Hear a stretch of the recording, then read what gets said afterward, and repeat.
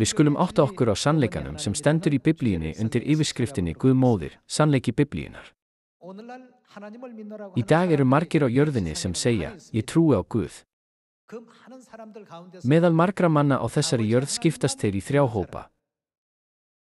Þá sem hvorki trúa á Guð föður né Guð móður. Þá sem trúa aðeins á Guð föður og þá sem trúa á Guð móður sem og Guð föður. Hver af þessum hópum fólks mun hljóta blessunina að ríkja í himnaríki sem Guð hefur fyrirbúið? Hversu margir Guð eru í hinum 66 bókum Biblíunnar? Ef Guð faðir er til, ætti þá ekki líka að vera Guð móðir? Við þurfum að hefja spurningu þetta. Fyrir 2000 árum kom Jesús til þessarar jarðar og kenndi okkur að kalla Guð föður okkar í faðirvorið.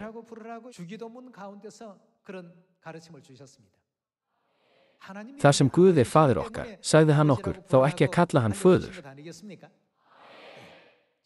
Þessi kenning inniheldur mjög mikilvægan leyndardóm. Ef við köllum Guð föður okkar, hver erum við þá fyrir hann?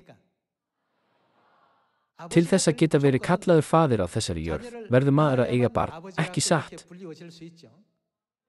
Karlmaður verður að eiga börn. Við skulum skoða Mattheus, kapla 6, vers 8. Líkist þeim ekki. Faðir. Hver er faðir okkar? Guð er faðir okkar. Hann eða veit hvers þér þurfið áður en þér biðjið hann. Jesús sagði að sambandið sem við höfum við Guð sé samband föður og barna. Við skulum staðfesta þetta í síðara Korintubréf, kapla 6. Við skulum skoða vers 17. Þess vegna segir Drottinn, farið burt frá þeim og skiljið ykkur frá þeim. Snertið ekki neitt óhreint og ég mun taka ykkur af mér og ég mun vera ykkur.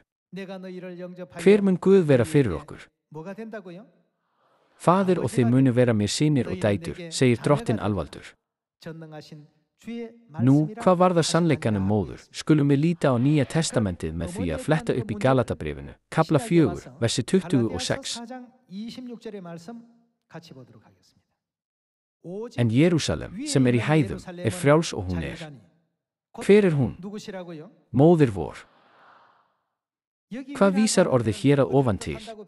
Eins og við vitum vísar orðið að ofan til himnaríkis.